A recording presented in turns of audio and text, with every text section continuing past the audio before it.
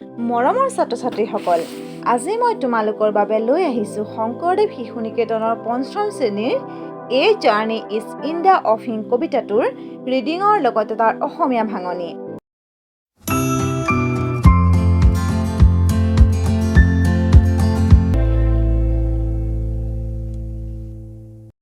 এতিয়া কবিতাটো এবাৰ পঢ়ি দিছোঁ শুনা।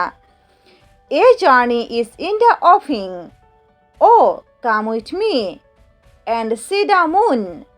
Everything is ready to fly very soon. It won't be too long.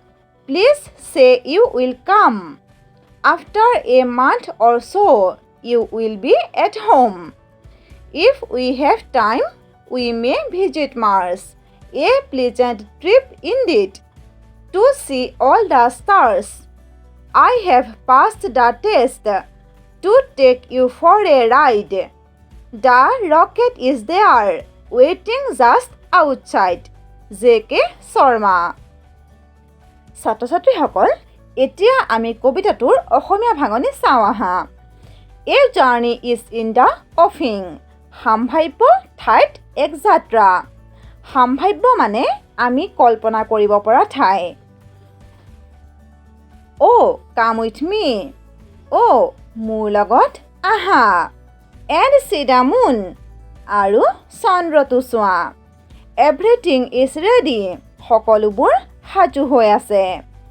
To fly very soon. সোনকালেই উৰিবলৈ।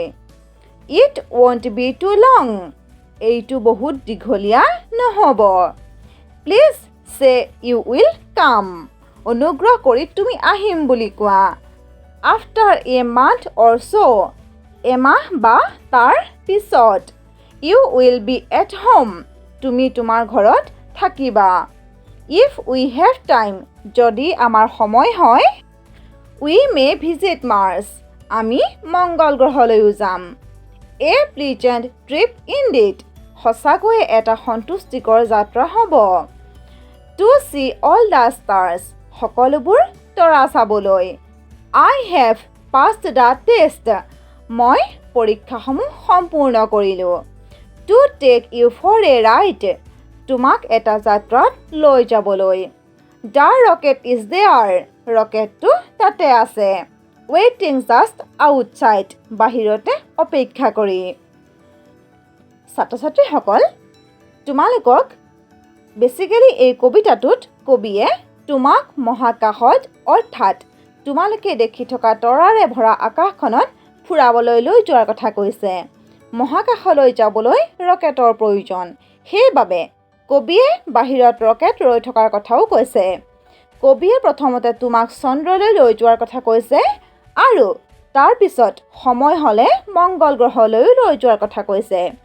কবিয়ে তোমাক এমাহৰ পিছত ঘৰত থৈ যোৱাৰ কথাও কবিতাটিত উল্লেখ কৰিছে। কবিয়ে তোমালোকক তৰাসমূহ চোৱাৰ আনন্দও উপভোগ কৰাব বিচাৰিছে। কবিতাটোৰ দ্বাৰা কবি J.K. শৰ্মাই তোমালোকক এইখিনিকেই বুজাব বিচাৰিছে। ছাত্ৰ-ছাত্ৰীসকল, যদি তোমালোকে ভিডিঅ'টোৰ পৰা কিবা বুজি নোপোৱা তেনেহ'লে কমেণ্ট কৰি জনাই দিবা। আৰু ভিডিঅ'টো যদি ভাল পাইছা তেন্তে লাইক কৰিবা, শ্বেয়াৰ কৰিবা আৰু চেনেলটো ছাবস্ক্ৰাইব কৰিবলৈ নাপাহৰিবা। Thank U.